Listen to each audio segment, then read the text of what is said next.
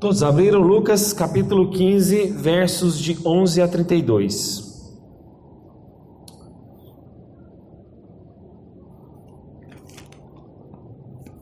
Lucas 15, versos de 11 a 32, está escrito assim: Continuou, palavra-chave aqui, continuou. Certo homem tinha 2 filhos. O mais moço deles disse ao pai: Pai, dá-me a parte dos bens que me cabe. E ele lhes repartiu os haveres. Passados não muitos dias, o filho mais moço, ajuntando tudo o que era seu, partiu para uma terra distante e lá dissipou todos os seus bens, vivendo dissolutamente. Depois de ter consumido tudo, sobreveio aquele país uma grande fome e ele começou a passar necessidade. Então ele foi e se agregou a um dos cidadãos daquela terra, e este mandou para os seus campos para guardar porcos. Ali desejava ele fartar-se da alfarrobas que os porcos comiam, mas ninguém lhe dava nada. Então, caindo em si, disse: Quantos dos trabalhadores do meu pai têm pão com fartura, e eu aqui morro de fome? Levantar-me-ei, irei ter com meu pai, e lhe direi: Pai, peguei contra o céu e diante de ti. Já não sou digno de ser chamado teu filho. Trata-me como um dos teus trabalhadores. E levantando-se foi para o seu pai. Vinha ele de longe, quando o seu pai o avistou, e compadecido dele, correu, abraçou e beijou. E o filho disse: Pai, pequei contra ti, pequei contra o céu e diante de ti. Já não sou digno de ser chamado teu filho. O pai, porém, disse aos seus servos: Trazei depressa a melhor roupa, vestiu, põe-lhe um anel no dedo e sandália nos pés. Trazei-me também, matai um novilho cevado. Comamos e regozijamos, porque este meu filho estava morto e reviveu, estava perdido e foi achado. E começaram a regozijar-se. Ora, o filho mais velho estivera no campo. Quando voltara, aproximaram-se da casa, ouvindo a música e as danças. Chamou um dos criados e perguntou-lhe o que era aquilo. E ele informou: Veio teu irmão, e o teu pai mandou matar o novilho cevado, porque o recuperou com saúde. Ele se dignou e não queria entrar. Saindo, porém, o pai procurava conciliá-lo. Mas ele respondeu ao seu pai: Há tantos anos te sirvo, sem jamais transgredir uma ordem tua, e nunca me deste um cabrito sequer para alegrar-me com os meus amigos.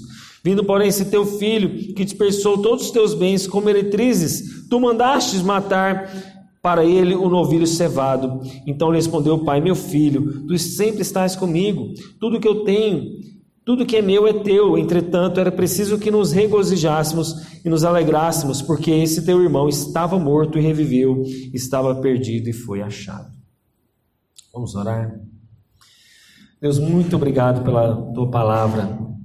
Nós somos muito gratos a ela, que o Senhor fale conosco.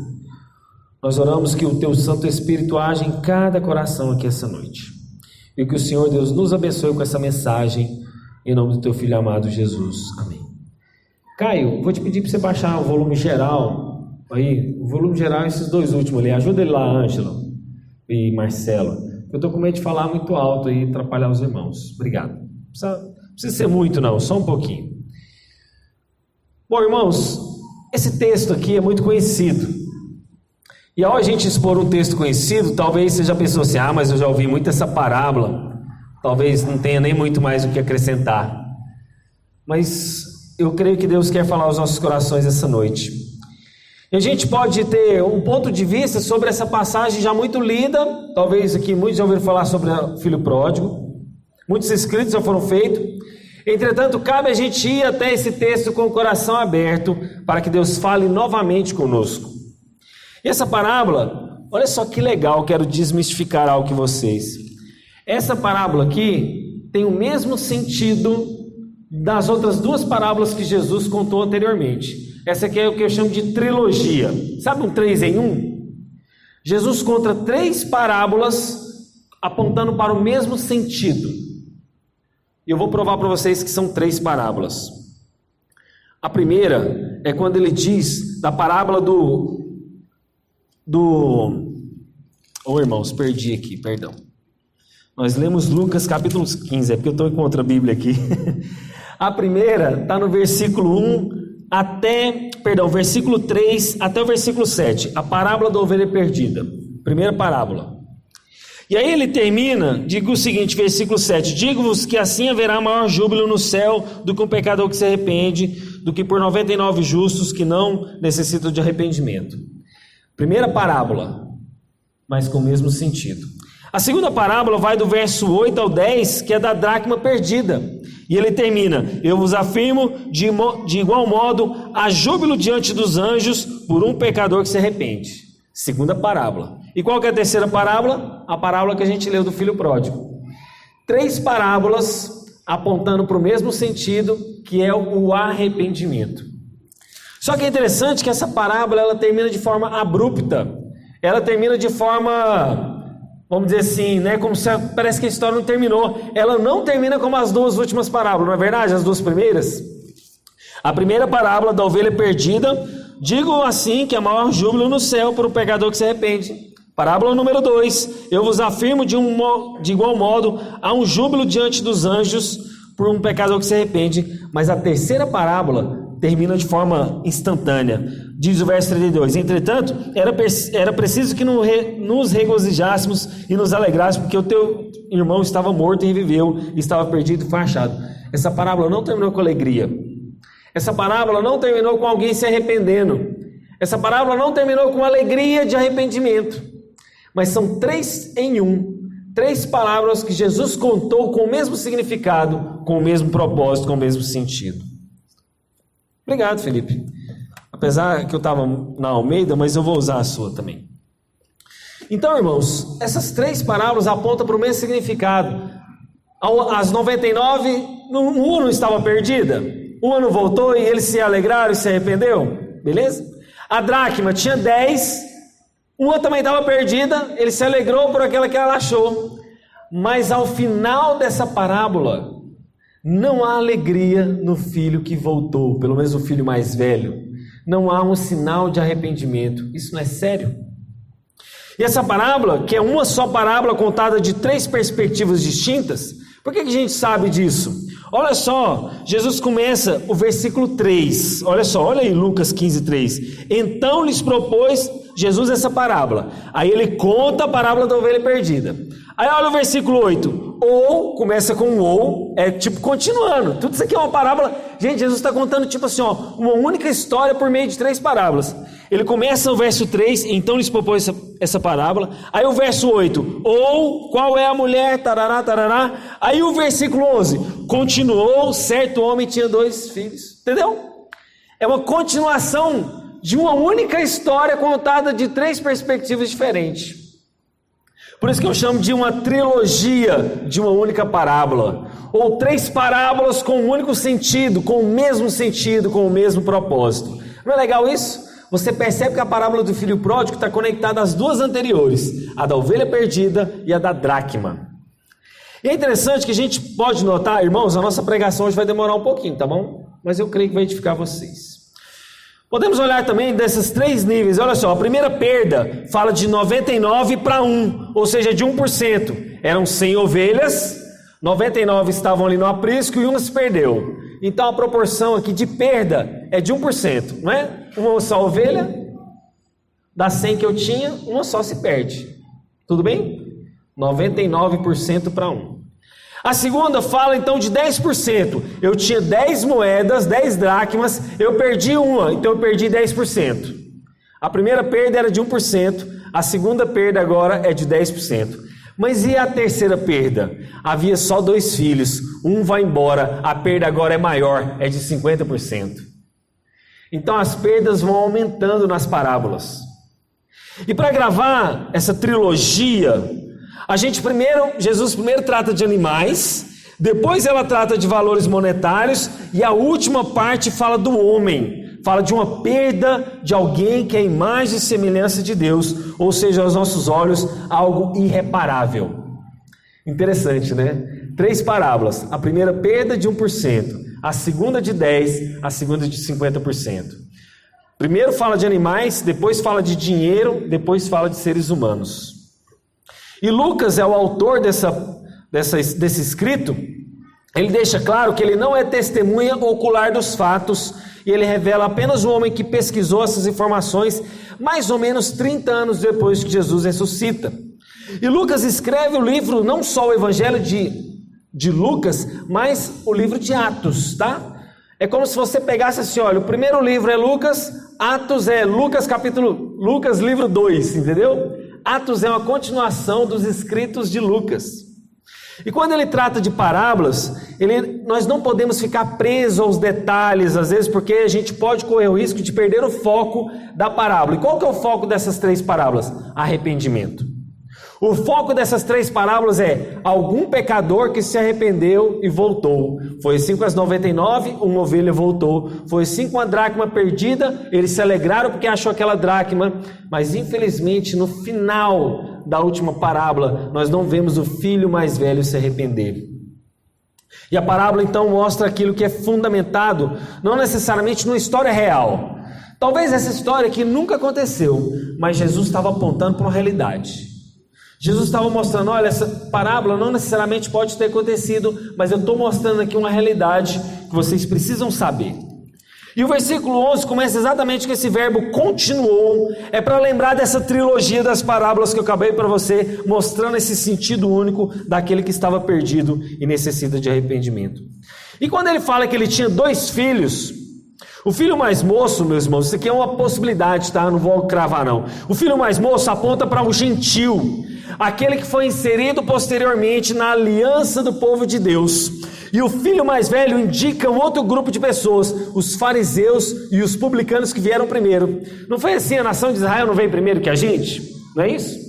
A nação de Israel nasce primeiro, então é o filho mais velho. Nós que somos os gentios viemos depois do povo de Israel, então nós indicamos os filhos mais novos, tudo indica. Além disso, o filho mais velho era aquele sucessor natural e espiritual do pai, ou seja, os próprios fariseus e escribas da época. E o versículo 12, irmãos, mostra o seguinte, que o mais moço disse ao pai, olha o que diz o verso 12, o mais moço deles disse ao pai, pai, dá-me a parte dos meus bens que me cabe. Irmãos, no contexto judaico, pedir uma herança enquanto o pai estava vivo era algo quase improvável. Por quê? Mostra uma certa afronta para o pai. É como se para o pai fosse um desgosto muito grande, um desgosto enorme, porque a herança só era repartida após a morte do pai. Mas no ambiente do Oriente Médio, esperaria-se então uma drástica e explosiva atitude do pai, podendo até mesmo o pai disciplinar o filho, porque seria uma forma cruel daquele pedido que ele está fazendo. Por quê? Qual que é o pedido? Irmãos, pensa bem comigo. Em outras palavras, qual que era o pedido daquele filho mais novo? Ele falava assim, pai, já que o senhor não morre, o senhor está demorando demais a morrer, faz o seguinte, me dá logo a minha parte da minha herança, para eu sair e gastar como eu quiser. Eu quero curtir a minha vida logo. A minha vida está passando, eu quero aproveitar ela. E quando o senhor morrer, o senhor vai estar muito velho, e talvez eu também vou estar velho, não vai dar tempo de eu aproveitar a minha vida depois. Ele diz isso em outras palavras, porque ele fala assim, ó, pai, dá-me a parte dos bens que me cabe.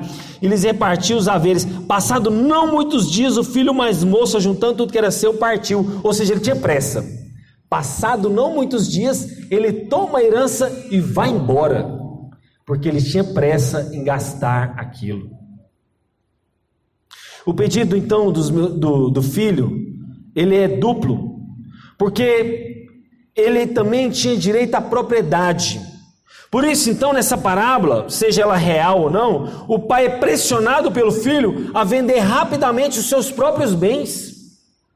Às vezes o pai tinha uma terra, teve que vender correndo, perdeu o dinheiro com aquela casa, perdeu o dinheiro com aquele terreno, ele teve que se apressar para vender todos os bens dele para repartir entre eles. Então ele é pressionado a fazer isso, inclusive pelo direito de propriedade privada. E ele pede então a parte que lhe cabe. Olha só que interessante, qual era a parte que cabia ao mais moço? Não sei se o irmão sabe, mas no Antigo Testamento, quando tinha só 2 filhos, o mais velho tinha 2/3 da herança.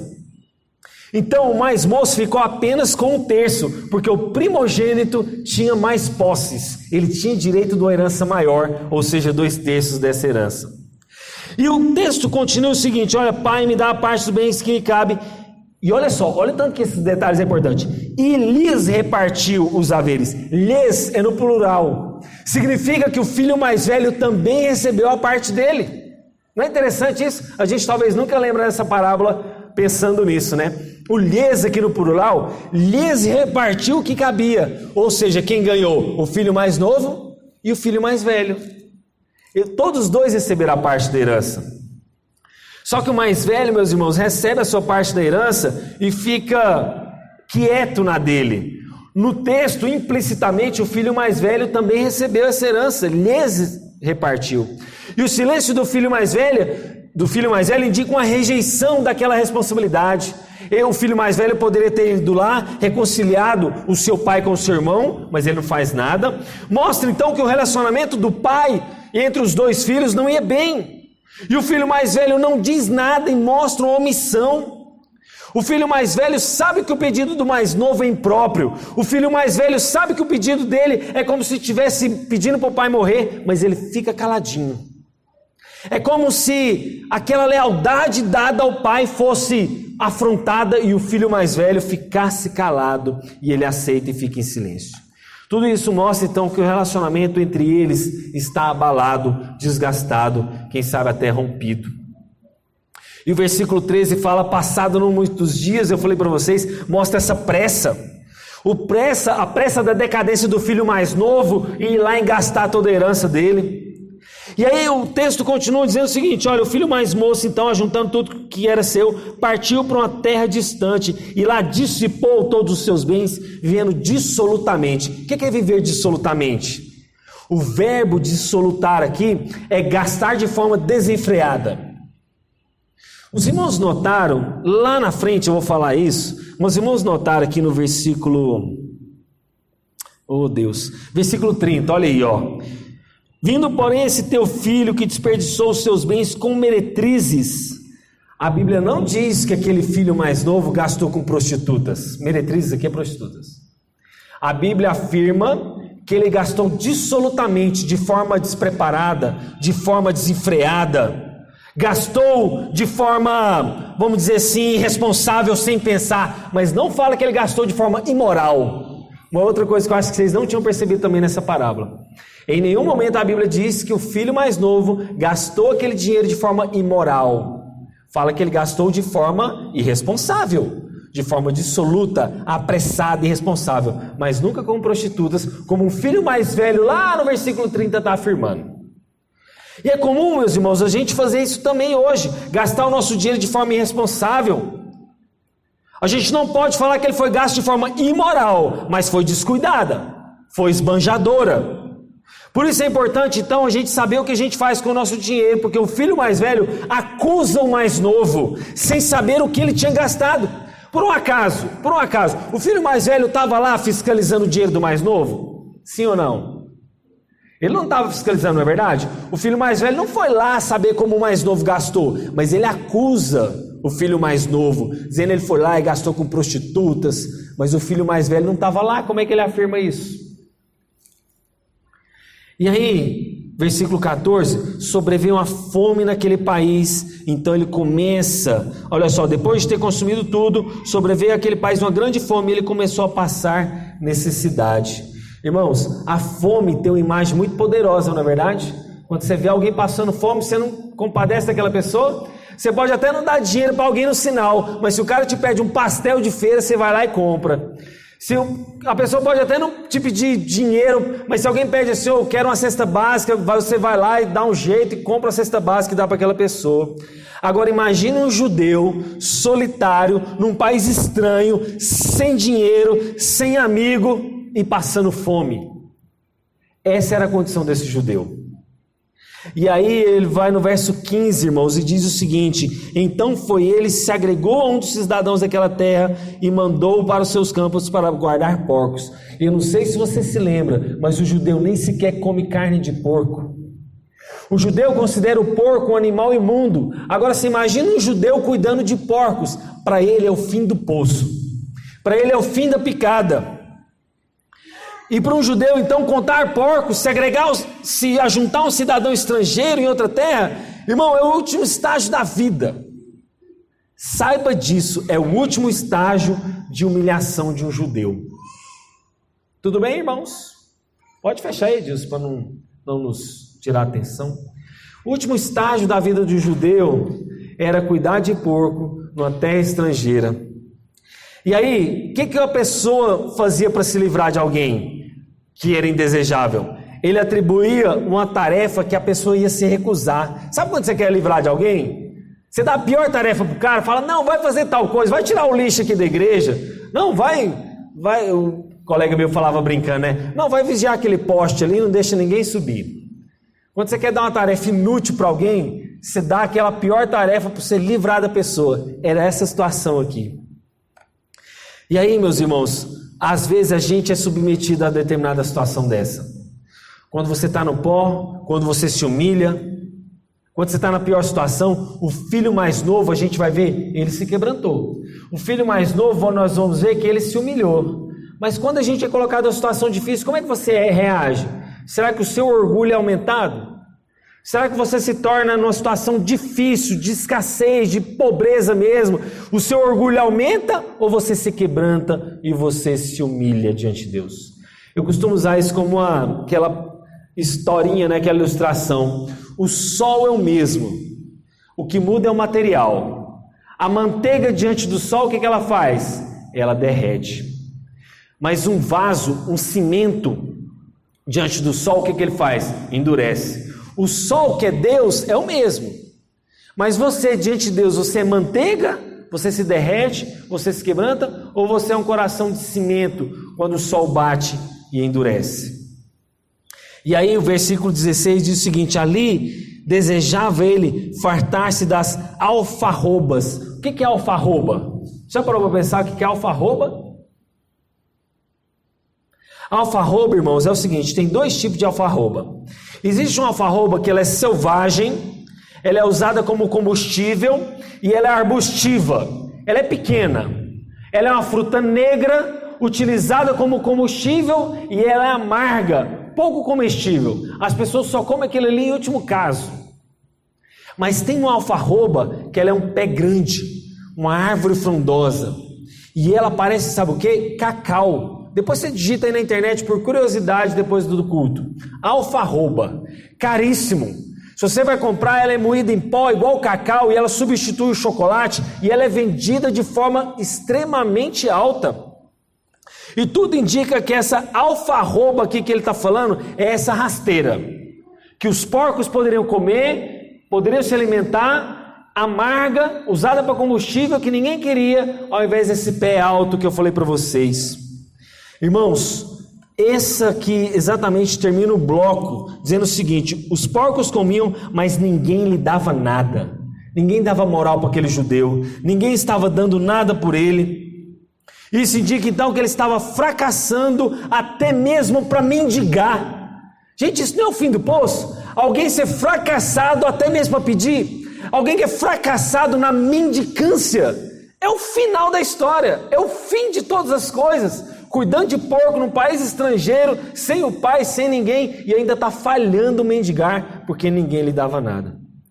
E o versículo 17 muda toda a história, que eu já até falei aqui para vocês. Então, caindo em si. Irmão, isso aqui é a mudança de chave da vida de qualquer pessoa. Então ele caiu em si. Aqui muda toda a história. O então aqui é essa conjunção que muda toda a figura. Sabe quando você vai passar a cena? Sabe quando o filme começa uma nova etapa? Sabe quando você começa assim a ver a mudança de história? Aqui começa a mudança de história dele. Ele caiu em si. E o momento de cair em si é essa mudança de virada de chave na vida dele. E é interessante que a gente nota que essa evidência de alguma forma de arrependimento, ainda não é arrependimento total, tá? O filho ainda não se arrependeu completamente, mas é que começa o processo do arrependimento do filho. O filho cai em si e ele fala assim: gente, há uma mudança de chave virada na minha mente, eu tenho que mudar a minha forma de pensar, não é assim, tem alguma coisa errada. Então ele caiu em si. Então essa forma pequena de começo de arrependimento mostra ainda que não é um arrependimento completo, total e genuíno, mas é aquele momento que você percebe que fez uma bobagem na vida. Aquele momento que você fala assim: eu preciso de ajuda do meu pai, eu preciso de ajuda de alguém. Ele pisou na bola, ele sabe disso, ele sabe que ele apenas tem aquele desejo do que, irmãos? Caindo em si disse: quanto dos trabalhadores do meu pai tem pão com fartura e eu aqui morro de fome, levantar-me-ei. A segunda etapa do cair em si, a segunda etapa do arrependimento, eu vou tomar uma atitude. Eu caí em si, é verdade, olha a condição que eu estou, mas eu vou me levantar, eu vou sair dessa condição aqui agora e vou tomar uma atitude. E isso tudo é o processo do arrependimento. A gente fala de você se arrepender, o Denis ora por arrependimento aqui em cima, mas você precisa entender esse processo. A virada de chave, nossa, isso não está tudo errado que eu estou fazendo. A mudança de chave é caiu em si, então eu vou me levantar e vou tomar uma atitude. E o pecado então motiva e mostra a confissão, que aquela perda financeira que ele estava fazendo era uma responsabilidade moral, uma condição que ele percebeu. E aí eu faço uma pergunta para você: será que se ele não tivesse perdido o dinheiro dele, ele teria caído em si? Será que se ele não tivesse perdido tudo, ele continuaria? Então, irmãos, tem coisa que Deus vai tirar da sua vida para você cair em si. Tem coisa que Deus vai precisar mexer na sua estrutura para você cair em si, porque se Deus talvez não tirar aquilo, você nunca vai perceber, você nunca vai ter essa virada de chave na sua mente. Tem hora que Deus vai precisar tirar as coisas de você para você cair em si, porque talvez se o dinheiro dele tivesse continuado, talvez se a vida boa dele tivesse continuado, ele nunca teria caído em si. Mas a falta de dinheiro, aquilo que Deus tirou, a perda financeira dele, fez ele cair em si. Tem um homem de Deus que diz o seguinte, que o sofrimento é o megafone de Deus nas nossas vidas. E ele então reconhece os seus erros, demonstra humildade, e nisso está a mudança de atitude dele. E aí ele diz, irmãos, o texto diz, versículo 19, já não sou digno de ser chamado teu filho, trata-me como um dos teus trabalhadores. E levantando-se, olha só, ele teve atitude. Levantando-se foi para o seu pai. Irmãos, existem 3 relacionamentos que o filho mais moço vai ter que enfrentar quando ele tomou essa decisão. Sabe quais são os 3 relacionamentos que ele vai ter que enfrentar? Primeiro, o relacionamento com o seu próprio pai. Como que ele vai enfrentar o pai depois de tudo que ele passou? Segundo, relacionamento com o seu irmão. Como que o irmão dele vai receber ele? E terceiro, sabe qual que é o tipo de relacionamento?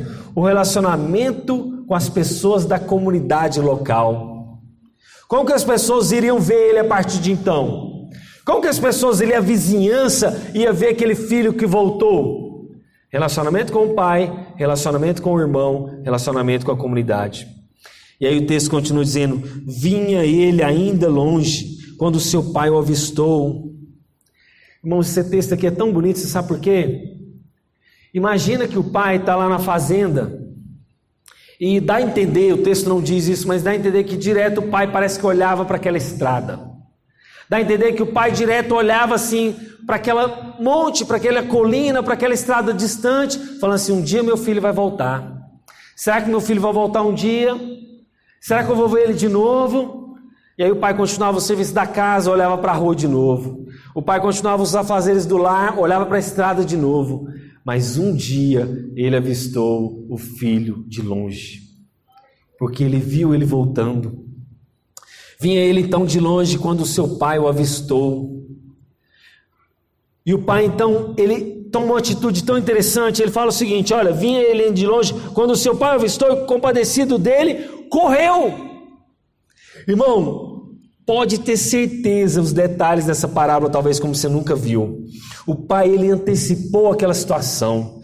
O pai toma iniciativa e se empolga com aquele fato. E ele vai então, deixa tudo que ele está fazendo e corre em direção ao filho. Irmãos, não existe nada que faça um judeu correr. Ainda mais se for um velho. Imagine um judeu, senhor, com autoridade, com soberania, com serenidade, pegaram as roupas compridas, erguer ela, porque você não pode correr com aquele vestidão, né, judaico, você tem que erguer ela, mostrar as canelas e correr. Isso era uma vergonha para um pai com autoridade daquela, erguer as suas vestes, mostrar parte das suas pernas e sair correndo. Quem sou eu? Eu sou autoridade nessa casa, quem manda aqui sou eu, ele é que tem que vir a mim. Isso para um judeu, jamais ele faria isso. Jamais um pai ia correr em direção ao filho, mostrando humildade e humilhação. Mas o pai vai lá, se antecipa àquela situação, e ele está extasiado porque ele corre até o filho. Irmãos, quando o texto diz que ele se compadece do filho, a gente pode inferir dois sentimentos que o pai teve. Primeiro, do amor do pai para com o filho em si e pela sua volta, ou pela consciência da punição que o rapaz enfrentaria caso ele voltasse para a aldeia. O pai talvez teve esses dois sentimentos. Primeiro, da sua volta, que ele está vivo. E segundo, o que ele poderia sofrer diante daquela comunidade da aldeia local. Então, o que o filho diz? Olha só. Abraçou, beijou, e o filho lhe disse, verso 21, Pai, pequei contra o céu e diante de ti. Já não sou digno de ser chamado teu filho. E aí, irmãos, mostra exatamente aqui o processo daquele arrependimento que o filho começou. Lembra a virada de chave na mente dele? Caindo em si. Lembra que ele levanta, toma uma atitude e fala, eu vou para o meu pai. A segundo passo, e aqui mostra o terceiro e completo passo do arrependimento dele. Gente, quando a gente prega sobre arrependimento aqui, você tem que lembrar desses três passos. Será que eu tenho consciência de que eu estou pecando contra Deus? Eu caí em si? Será que eu estou levantando e tomando uma atitude para mudar a minha vida? E será que de fato eu estou diante do Pai arrependido, clamando, Pai, eu pequei contra ti? E o beijo aqui é sinal de reconciliação, o beijo aqui é sinal de perdão, é uma demonstração pública que o pai se reconciliou com o filho. Gênesis 33, verso 4 mostra isso. E as boas-vindas do pai são claramente o que? Derramamento de graça. É uma demonstração visível do amor inesperado que o pai fez, assim como ele envia Jesus para nos perdoar. E aí o verso 22 diz, o pai porém disse aos seus servos, traz depressa a melhor roupa, veste-o, põe um anel no dedo e sandália nos pés, trazei também e matai o novilho cevado, comamos e regozijamos, porque este meu filho estava morto, reviveu, estava perdido e foi achado, comeram e se regozijaram. Irmãos, o filho então mais novo está calado, está cheio de amor pelo pai, o pai cheio de amor por ele. E era um estado que talvez que o filho mais novo não esperava. Talvez o filho mais novo estava apreensivo de como o pai ia receber ele, mas ele se desarma. O filho, sabe o que é interessante aqui? O filho não tem nada para oferecer para restaurar o seu relacionamento com o pai. Você concorda comigo? O filho não tem nada a oferecer, ele não tem um anel, ele não tem uma sandália, ele não tem nada. Ele simplesmente oferece, Pai, me perdoa. Ele simplesmente oferece o coração dele, a vida dele. E é você assim hoje diante de Deus, você não tem nada para oferecer para Deus, mas você tem o seu coração, você tem o seu pedido de perdão, você tem o seu pedido de reconciliação para oferecer diante de Deus. Você não tem nada para oferecer ao Criador do Universo. Tem uma música que diz o seguinte, o que posso dar a um Deus que tem tudo? O que posso dar ao Criador dos céus? O que posso dar àquele que tem todas as coisas? É você diante de Deus. Você não pode oferecer carro, porque Deus é dono de todas as coisas. Você não pode oferecer carros, casa, nada. Você é essa pessoa humilhada, sem nada, que se oferece apenas, Pai, perdoa os meus pecados. E o filho então não tem solução para esse novo relacionamento. O filho se mostra indigno. Ele se arrepende e a única coisa que ele mostra é a tal da filiação. Irmãos, o seu filho, eu sei, a maioria aqui são pais, né, ou mães. O seu filho pode ir para onde ele quiser, mas ele nunca vai deixar de ser o seu filho. Seu filho pode ir para o Japão, para os Estados Unidos, para a Europa, mas a filiação vai continuar ali, vai continuar no sangue dele. E aqui mostra a verdadeira humilhação humana, onde nada podemos fazer, João capítulo 15, verso 5. E o verso 22 diz o seguinte, o pai fala para trazer a melhor roupa, provavelmente não é a veste do filho. Por que não é do filho? O filho não tomou tudo e foi embora? O filho não pegou todas as partes da herança que lhe cabia e não gastou tudo? Então provavelmente aqui sabe de quem é a roupa? Do pai. O anel também não é do filho, as sandálias provavelmente também não é do filho, porque tudo que está na casa do pai é direito do filho também, assim como você. Tudo que Deus te deu, tudo que Deus tem é para você, porque você é filho. Por isso então aquelas vestes é as vestes do pai, as sandálias é do pai, o anel é do pai. E o anel representa que essa confiança especial, as sandálias apontam aqui que ele não é mais um escravo, ele não é mais um servo. E a morte do novilho, do cabrito ali, significa exatamente que ele deu alguma coisa valiosa, um sangue, uma vida, que foi exatamente apontando para Jesus sendo dado por nós. E aqui, irmãos, começa a segunda parte ruim da parábola. No verso 25, olha aí sua Bíblia, a do Felipe está aqui em negrito. A dos irmãos está em negrito? Ora, essa palavra ora está em negrito aqui na Bíblia do Felipe. A dos irmãos está ora também em negrito? A do Lopes está? De quem mais? A da nossa irmã Marlene. O ora que é uma mudança de cena. Sabe o que ele diz? Ora, o filho mais velho estivera no campo e quando voltara, aproximou-se da casa, ouvindo músicas e danças. Essa segunda parte, irmãos, que é o lado negativo da parábola, vamos assim dizer, mostra que o filho mais velho aparece na história e que ele estava no campo trabalhando. Não é isso mesmo? Ora, o filho mais velho estava no campo. O que esse homem estava fazendo? Trabalhador. Estava ralando, estava se esforçando, estava dando duro. Imagina então as pessoas que passavam pelo filho mais velho. Vamos imaginar que o filho mais novo não está na história. O que a pessoa olhava para o filho mais velho e falava? Nossa, aquele ali foi fiel ao pai. Quando as pessoas olhavam o filho mais velho trabalhando lá no campo, nossa, aquele ali foi fiel ao pai. Aquele ali não abandonou o pai. Aquele ali não foi embora. Ele continuou trabalhando duro. Ele continuou fiel ao pai. Aquele sim não deixou a família. Aquele sim é um homem de Deus. Só que ele veio e chegou perto da casa, e o que ele ouviu? Músicas e danças, versículo 25. E no contexto oriental, som de música significa que a festa começou. A comida já está sendo servida, os convidados chegaram. E por inferência, podemos perceber que o filho mais velho não foi nem avisado daquela festa. Não é verdade? Ele está ouvindo som, está ouvindo certas danças, mas ninguém chamou ele para participar. Ele não foi avisado. E porque ele não foi notificado imediatamente, ele não foi avisado, ele não sabia de nada, e ele está voltando para casa após um duro dia de trabalho, um filho de um relacionamento normal, o que ele faria? Imediatamente entraria na casa, porque ele estaria ansioso para participar daquela festa. Ele pensa assim, uai, está tendo música aqui na casa do meu pai, está tendo danças, eu vou entrar, eu quero saber o que está acontecendo. Mas como é que mostra o ferimento do relacionamento do filho mais velho com o pai? Ele não entra. Ele nem sabe ainda o que aconteceu, ele fica na porta da casa. Isso mostra então que ele está investigando. E a postura do filho mais velho é extremamente de forma insultuosa. Por quê? Olha só o que ele começa no versículo 28. Aliás, aí ele chamou, um dos criados, verso 26, chamou um dos criados, perguntou-lhes o que era aquilo e ele informou: veio teu irmão, o teu pai mandou matar o novilho cevado, porque recuperou com saúde. Olha só como é que começa a atitude do filho mais velho. Ele começa a atacar o pai. Ele se indignou e não queria entrar. Saindo, porém, o pai procurava reconciliá-lo. Ou seja, o pai de novo à procura do filho. O filho ataca o pai. E é interessante que para o ouvinte dessa parábola, o pai, meus irmãos, está mostrando sempre aquela atitude de misericórdia, de graça.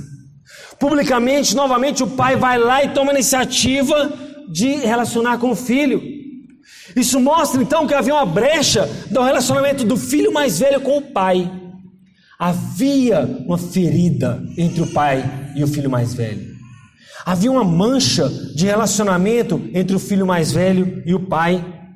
E aí o pai então vai lá, não repreende o filho mais velho. Veja que o pai não repreendeu o filho mais velho, mas está procurando reconciliar com ele. Mais uma vez o pai está indo ter essa atitude de humilhação. E o verso 29 diz o seguinte: mas ele respondeu ao seu pai: há tantos anos que te sirvo, sem jamais transgredir uma ordem tua, e nunca me deste um cabrito sequer para eu alegrar-me com os meus amigos. Irmãos, por causa da atitude do pai de ir lá fora buscar o filho mais velho, o que se esperava do filho mais velho? Arrependimento, quebrantamento, mas não é isso que a gente vê. O filho mais velho não demonstrou arrependimento, mas ele faz uma dupla queixa. Qual que é? Veja o que ele responde para o pai: há quantos anos eu te sirvo? Ou seja, há mais tempo que o mais novo, porque ele já é mais velho. Se ele é mais velho, há mais tempo ele já está trabalhando pelo pai, não é verdade? E aí, detalhe, ele fala, sem jamais transgredir uma ordem tua. Ou seja, ele seguia as leis do pai, seguia os seus mandamentos. Tudo isso, meus irmãos, está apontando para o filho mais velho, que eram os fariseus. O que eram os fariseus? Seguia a lei de Deus, não é verdade? Ele, há quantos anos te sirvo? Ou seja, desde Abraão, desde quando o povo foi formado, Deus, eu te sirvo. Deus, eu sigo os seus mandamentos. Deus, eu sigo as tuas leis. Então o filho mais velho aqui, tudo indica que está apontando para os fariseus e escribas. Em outras palavras, o filho mais velho diz o seguinte: eu trabalhei como escravo, pai, para você. Pai, eu fui um escravo. Ele não tinha mentalidade de filho. Já notou isso? O filho mais velho não tinha mentalidade de que era filho. Ele não tinha mentalidade de que pertencia àquela família, de que ele era o pai dele. Mas ele tinha na mente uma postura de alguém que era escravo. Sabe, de alguém que só trabalhava? E o filho mais velho, então, demonstra que é pecador e está distante do pai. O filho mais novo estava distante do pai fisicamente. Mas o filho mais velho estava distante do pai na casa do pai. Ele estava ali presente fisicamente, mas o coração dele estava distante do pai dele. Irmãos, a diferença então do filho mais novo é que, visto por todo mundo, o que o filho mais novo era? Um insubordinado. Mas o filho mais velho era aquele engomadinho, certinho, estava na casa do pai, servia a Deus. A rebeldia do filho mais jovem tornou-se evidente quando ele vai lá e larga o pai. Ele está distante da casa, mas o filho mais velho está rebelde dentro de casa. O filho mais velho está com um relacionamento quebrado com o seu pai dentro da casa do próprio pai. E você sabe o que é o mais sério nessa parábola? Acho que você nunca percebeu isso, mas eu também não tinha percebido até estudar esse texto. É que em nenhum momento o filho mais velho chama o pai de pai. Você notou isso? Vamos ver aqui o versículo 29 e 30. Mas ele respondeu ao seu pai. O narrador está falando. Ele respondeu ao seu pai. Não é o filho mais velho. Aqui é o narrador. Mas ele respondeu ao seu pai. Olha o que o filho mais velho fala.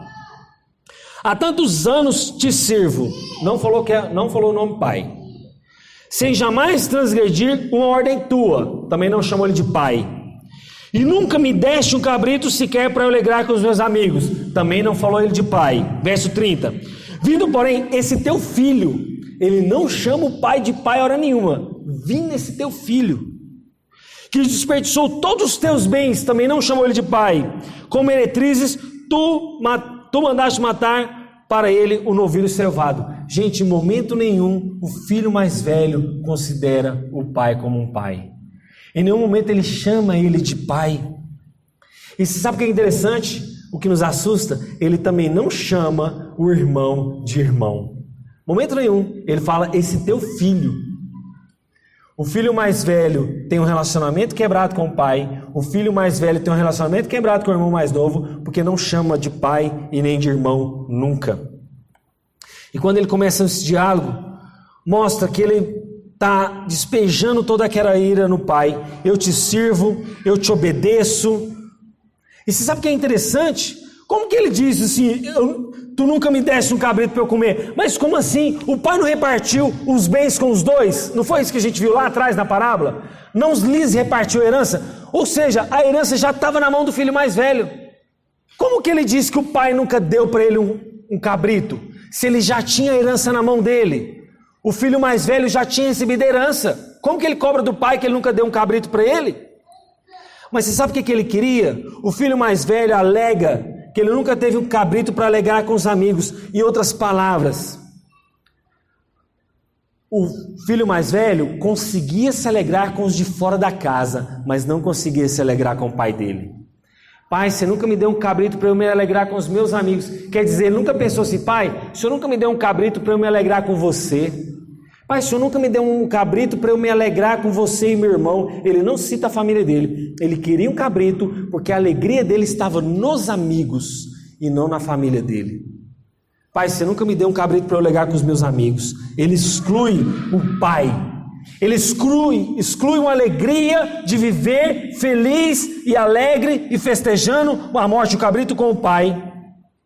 E ele ataca o irmão, já falei para vocês, falando que ele gastou com as prostitutas, mas a Bíblia não diz que ele gastou com prostitutas, fala que ele gastou de forma insolutamente.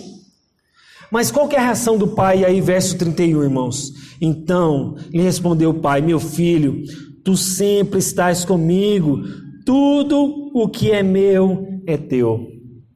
O pai não desonra o filho, o pai não fica bravo com o filho, ele só diz carinhosamente: tu estás sempre comigo, tudo que eu tenho é teu. E essa frase tranquilizadora tinha a intenção de dizer ao irmão mais velho que a volta do mais novo não afetava os direitos que ele tinha, em hipótese nenhuma. O pai se mostra então alguém com o coração cheio de graça, cheio de amor, não condenando o filho, não criticando, não rejeitando, mas derramando amor de novo, derramando graça de novo.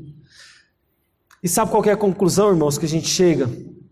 A parábola termina o seguinte: entretanto, era preciso que nos regozijássemos e nos alegrássemos, porque esse teu irmão estava morto e reviveu, estava perdido e foi achado. E a parábola termina.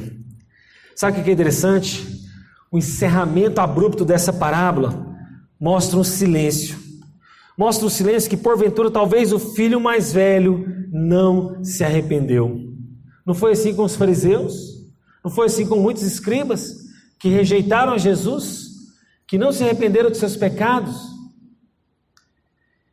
Ele não mostrou nem que participou da festa. A cortina dessa trama se fecha.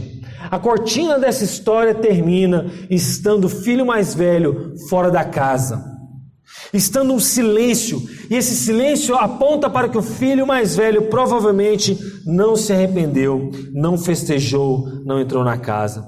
E se a gente saber mais detalhes dessa parábola, meus irmãos, ela é uma parábola que termina de forma triste. Triste porque, como lá nas 99, não houve alegria no final. Quando foi achada aquela ovelha, houve alegria. Quando foi achada aquela dracma, houve alegria. Mas infelizmente, nós não vemos alegria aqui.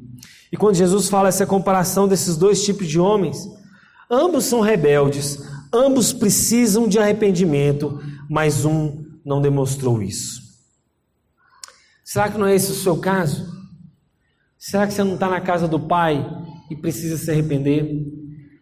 Gente, essa parábola é tão séria para o filho mais novo, mas a gente fica tão focado no filho mais novo. Na verdade, eu traduziria essa parábola mais séria para o filho mais velho. Porque o filho mais novo se arrependeu, o filho mais novo voltou, o filho mais novo entrou na casa do pai, desfrutou, se alegrou e recebeu do pai bênçãos. Mas o filho mais velho não mostrou arrependimento. Será que esse não é o seu caso? Será que você está na casa do pai, está achando que está trabalhando para o pai como escravo, está tendo a atitude de um escravo, está falando que obedece todas as leis do pai, mas você está vivendo sem alegria? Você está vivendo sem desfrutar de tudo que é meu, é seu? Você está vivendo sem desfrutar da casa do pai, agindo como um fariseu, agindo como um escriba, sem arrependimento? Vamos orar. Deus, eu coloco diante do Senhor os meus irmãos. Livra-nos de termos a atitude do filho mais velho. Livra-nos, Deus, de ter essa atitude, Deus, desse homem que possivelmente não se arrependeu.